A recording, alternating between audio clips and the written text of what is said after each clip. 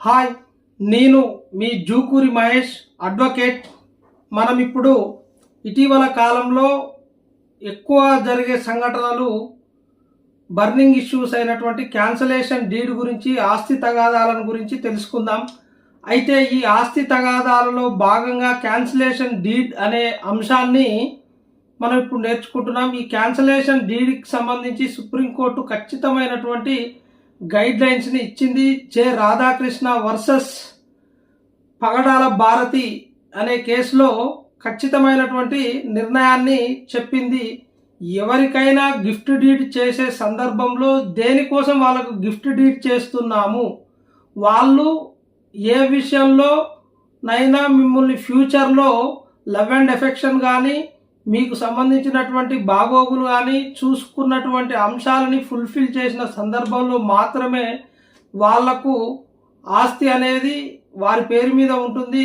లేని పక్షంలో వాటిని ఫుల్ఫిల్ చేయని సందర్భంలో తిరిగి వారు చేసినటువంటి గిఫ్ట్ డీడ్ అనేది క్యాన్సిల్ చేసుకోవచ్చు అని చెప్పేసి ఒక క్లాజ్ని మెన్షన్ చేస్తున్నది. అయితే under section 126 of transfer of property 1882 ప్రకారము ఆ సెక్షన్లో పొందుపరచాల్సి ఉంటుంది మనం దేనికోసం వాళ్ళకు గిఫ్ట్ డీడ్ చేస్తున్నామని. అలా కాకుండా మనం ఎలాంటి కండిషన్ పెట్టకుండా, కండిషన్ లేకుండా గిఫ్ట్ డీడ్ చేసిన సందర్భంలో ఆ యొక్క గిఫ్ట్ డీడ్ని క్యాన్సిల్ చేసుకునే అవకాశం అనేది ఉండదు. అయితే ఇక్కడ మనకు ఒక ఎక్సెప్షన్ ఉంటుంది.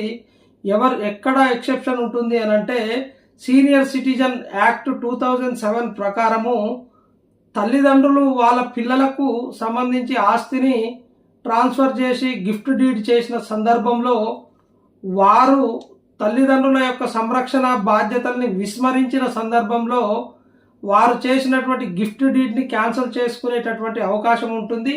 అలా క్యాన్సిల్ చేసుకోవాలి అని అంటే తప్పనిసరిగా వీరు ఆర్డీఓ గారికి కన్సల్ట్, ఆ ఏరియాకు సంబంధించినటువంటి ఆర్డీఓ గారికి అప్లికేషన్ పెట్టుకుంటే ఆర్డీఓ గారు దాన్ని పరిశీలించి వాటి గురించి విచారణ చేసి తర్వాత ఆ యొక్క ఆస్తిని లేదా ఆ గిఫ్ట్ డీడ్ని క్యాన్సిల్ చేసే అవకాశం ఉంటుంది.